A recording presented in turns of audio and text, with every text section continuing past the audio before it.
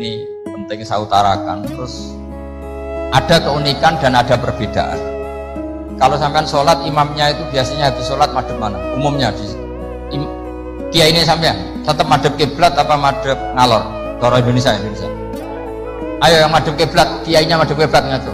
Yang gampang itu. Kiblat. Yang serong, buka serong kayak wong nakal ya. Madhep utara, madhep ngalor. Apa?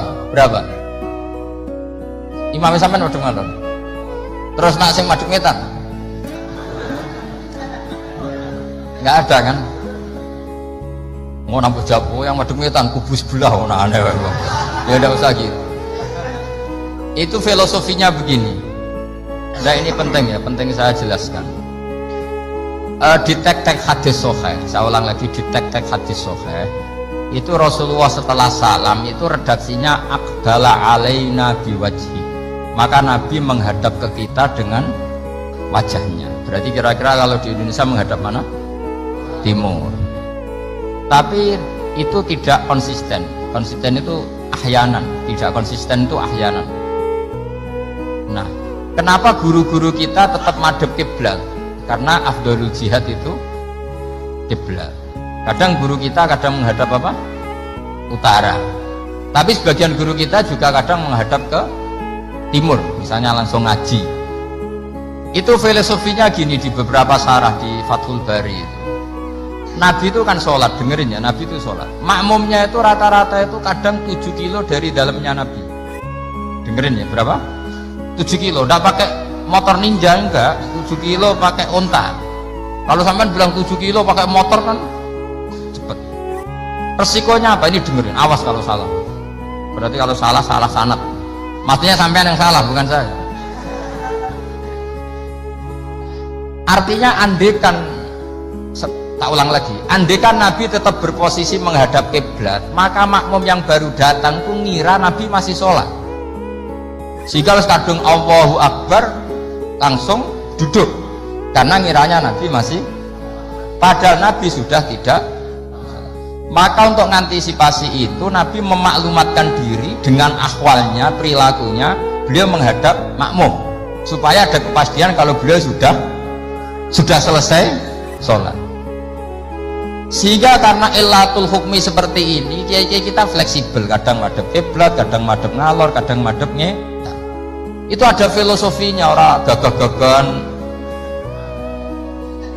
Ada yang madhep ngetan terus. Pokoknya Nabi seperti ini, tidak seperti itu. Semua perilaku Nabi yang tidak wajib itu disara-sara disebut ahyanan, sesekali tempo. Maka yang penting bagi imam itu begini. Yang penting setelah selesai salam itu tunjukkan kalau sholat kamu selesai. Makanya banyak yang astagfirullahaladzim buantar untuk menunjukkan ini sudah mulai wiridan ba'das sholat.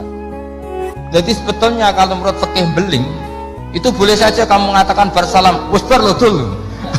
Tapi itu kan beling sekali masuk bar sholat. Tapi itu bagus untuk kelas kamu, maksudnya supaya ada kepastian bahwa sholatnya sudah selesai.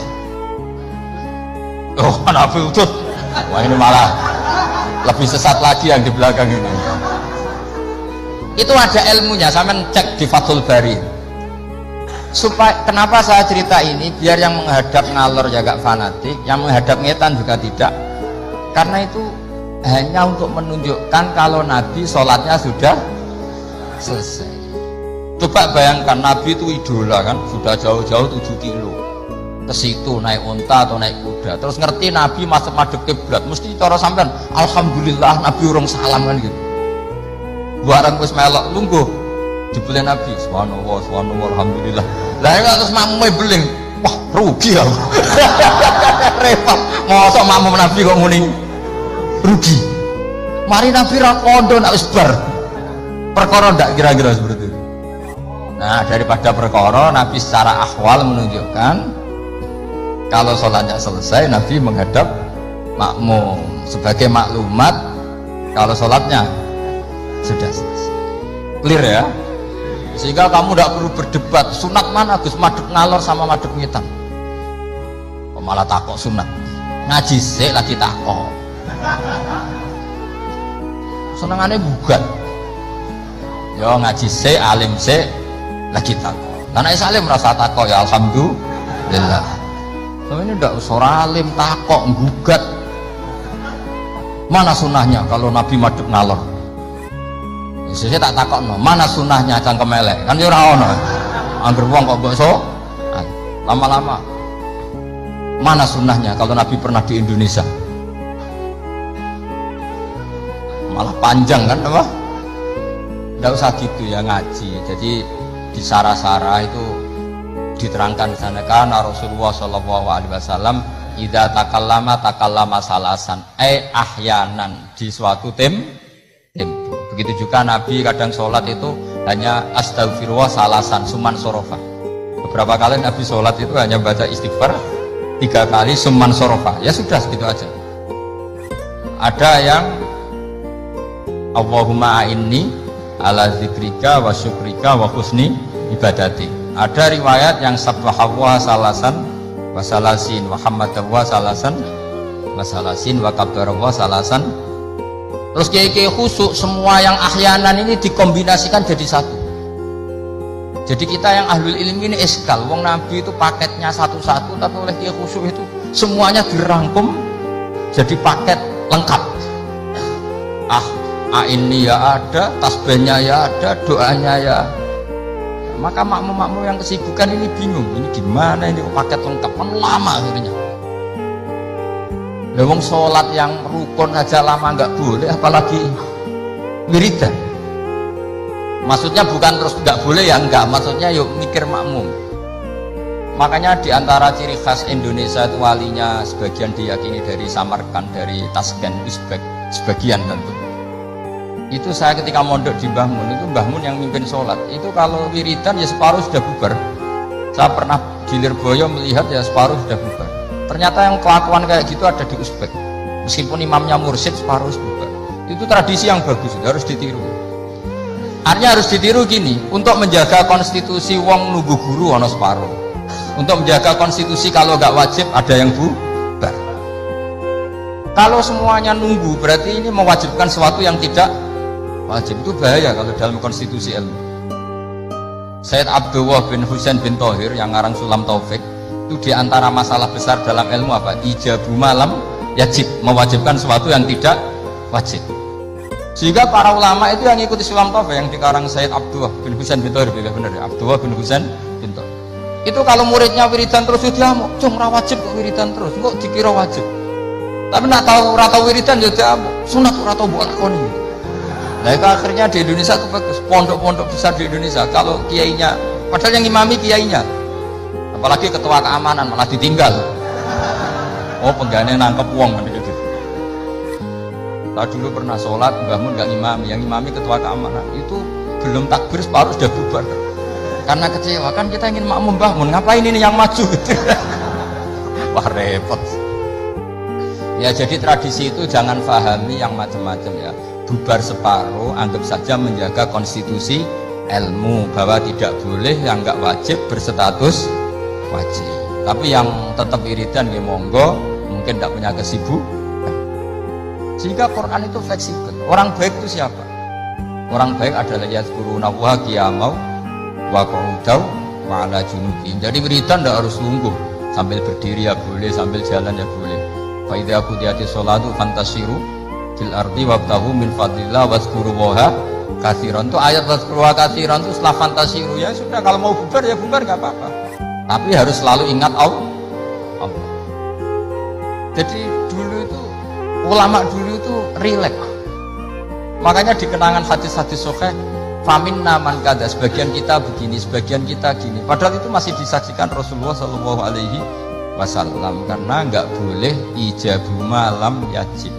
Jadi dari Sayyid Abdullah bin Husain bin Thohir pengarang Sulam Taufik, di antara kesalahan dalam ilmu adalah apa? Mewajibkan sesuatu yang tidak wajib. Sehingga Rasulullah saking menjaga konstitusi itu, Rasulullah itu figur yang luar biasa. Sampean sowan bupati atau sowan kiai barokok bertang itu, kira-kira sopan apa enggak? Enggak sopan kan? Harus sikatan dulu. Sebab itu normalnya sikatan itu wajib kalau mau sholat. Sowan kiai wes sikatan. Tapi Nabi kalau mewajibkan sikatan maka melanggar konstitusi ilmu, karena mewajibkan sesuatu yang tidak, padahal Nabi berhak karena beliau Nabi musyarrek. Tapi Nabi ngendikannya kelihatan ngeper. Tapi ngeper ini menunjukkan Nabi betapa mutabakhir fil ilm. Laula an asyukko ala ummati la amartuhum bisiwak inda kulli sholat. Umpama gak masakoh ning umatku siwak tak wajibno, karena secara etika harusnya wajib, tapi secara konstitusi nyatanya tidak wajib. Nah karena baina ini kira mana nih baina ya antarane iku be antarane iku Nabi ngendikane laula an asyuk. Nabi itu suka qiyamul lail, itu suka sekali, bukan enggak sekedar suka, sehingga beliau qiyamul lail di masjid.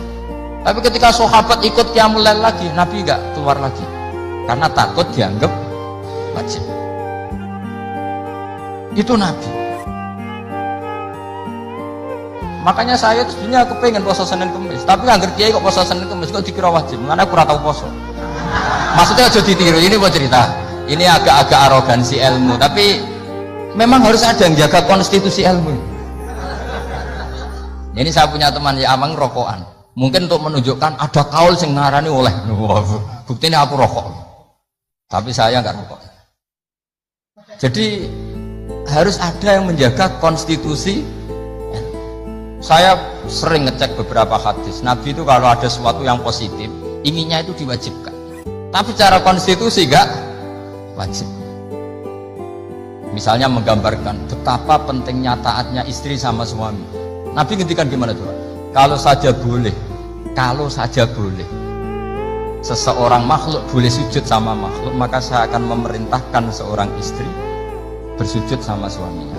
Tentu suami yang tidak kayak sampean, maksudnya itu gambaran kemudian sampean harus disujudi, orang dipisoi sampai. Artinya Nabi itu menjaga konstitusi ilmu itu luar biasa. Ya kayak tadi, normalnya sikatan itu wajib nggak? Wajib kan, normalnya loh. Karena tangi turu berrokokan, terus muni Allahumma lakal hamdu bul. Tapi kalau diwajibkan secara konstitusi tidak wajib, tapi secara etika wajib. Makanya ngetikanya ngeper laula an asyukko ala umat. Sekarang tak beri contoh lagi, ndak ini ngaji. Saya tadi sudah pamit sama Habib Bidin, saya kalau rejeb itu memang nggak ngaji. Jadi saya berai bukan ada masih di Damaran, nanti saya tinggal satu pertemuan. Rejeb berumah puasa itu saya tidak ngaji seperti ini, jadi jeda. Anggap aja sinau menel, kulaan. Karena memang kalau mau rejab itu banyak yang khataman di rumah, jadi saya fokus ngurusi santri yang mau apa. Tapi memang itu adat saya seperti itu. Tadi saya sudah matur Habib Bidin, matur Habib Amang, matur Habib Ali sudah. Memang artinya nggak ada apa-apa, bukan karena bosan sampean betul. Ya rontok lah mungkin, tapi bukan karena itu.